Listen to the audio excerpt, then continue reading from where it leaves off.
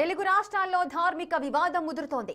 అద్వైత మత స్థాపకులు జగద్గురువులు ఆది శంకరాచార్యులపై చినజీయర్ స్వామి చేసిన వ్యాఖ్యలు ఇప్పుడు పీఠాధిపతుల మధ్య యుద్ధానికి దారితీశాయి. దేశం నలుమూలలా ఉన్న పూరి, ద్వారకా, జ్యోతిర్మఠం, శృంగేరి పీఠాలను స్థాపించింది ఆది శంకరాచార్యులు కాదని ఆయన కామెంట్ చేశారు.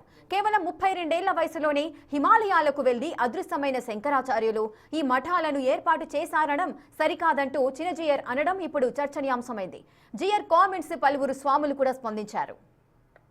శంకరాచార్యులు వారు 4 మఠాలు ఏర్పాటు చేశారు. 4 దిక్కుల్లోనూ చతురామ్నాయ పీఠాలు అని అంటుంటారు. ఈ చతురామ్నాయ పీఠాలంటే పూరి జగన్నాథంలో ఒకటి, ద్వారకలో ఒకటి, జ్యోతిర్మఠంలో ఒకటి, శృంగేరిలో ఒకటి, ఇలాగ 4 మఠాలు ఏర్పాటు చేశారు. శంకరాచార్యుల వారు ఏర్పాటు చేయలా. శంకరాచార్యుల వారు 32 వయస్సులో ఉత్తర భారతానికి వెళ్ళారు, హిమాలయాల్లోకి. తిరిగి వచ్చిన చరిత్ర లేదు.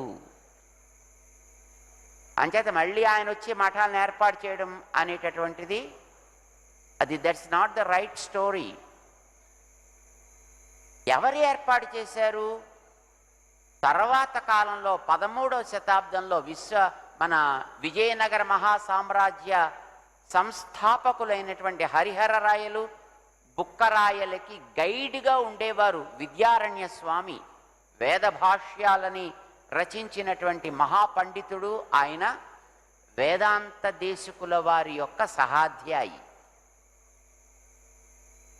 ఆయన. విజయనగర మహాసామ్రాజ్యాన్ని ఏర్పాటు చేశాడు. ఆయన ఏర్పాటు చేశారు ఈ 4 పీఠాలని. ఆయన కాలంలో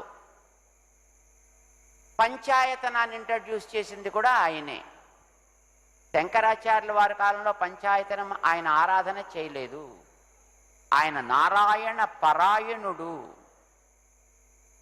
ఆది శంకరాచార్యుల వారు అని చెప్పేటటువంటి మహనీయులు శుద్ధ వైష్ణవుడైన తత్వం, అద్వైత తత్వం.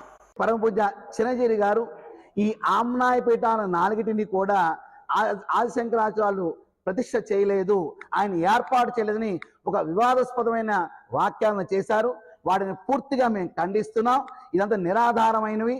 అలాగే అసలు ఆ పీఠాధిపతుల యొక్క స్థానాన్ని, ఆ పీఠాలని పునాదుసా పెకిలించి ఏర్పాటు చేయబోతున్నట్టుగా ఆయన వాక్యాలు మనం తెలియపరుస్తున్నాం. అంటే చరిత్రని వక్రీకరించడానికి ఆయన సిద్ధపడుతున్నారు. కావున ఇటువంటి పరిస్థితిని మీరు కలగజేయబాకండి.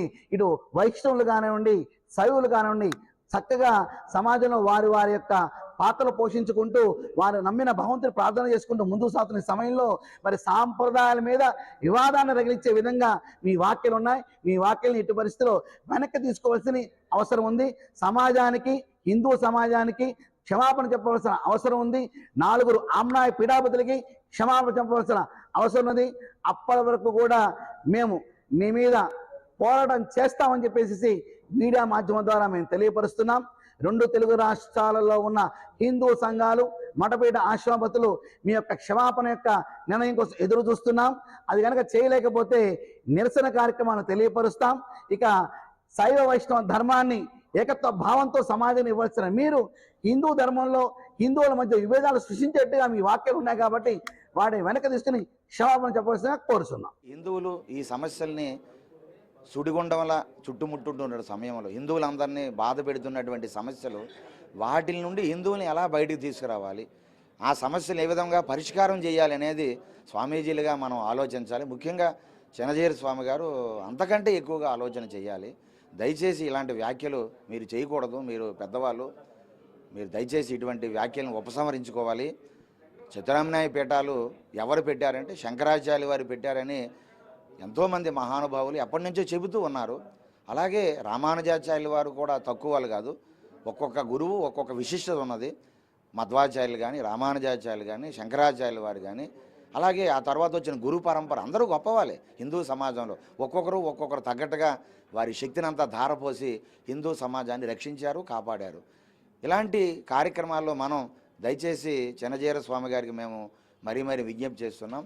హిందువుల సమస్యల్ని మనం దయచేసి పరిష్కార మార్గాలు చూపించాలి తప్ప మనం దానిపైన అగ్గి మీద మరుగుద్దిగా నెయ్యి పోస్తే ఏ విధంగా ఆజ్యం పోస్తే ఏ విధంగా అది మంట ఎక్కువ అవుతుందో అలాగా మండే పరిస్థితి వస్తుంది. చాలామంది హిందువులు బాధపడుతున్నారు. అంత పెద్ద ఆయన అలాంటి వ్యాఖ్యలు చేయకూడదని నా అభిప్రాయం.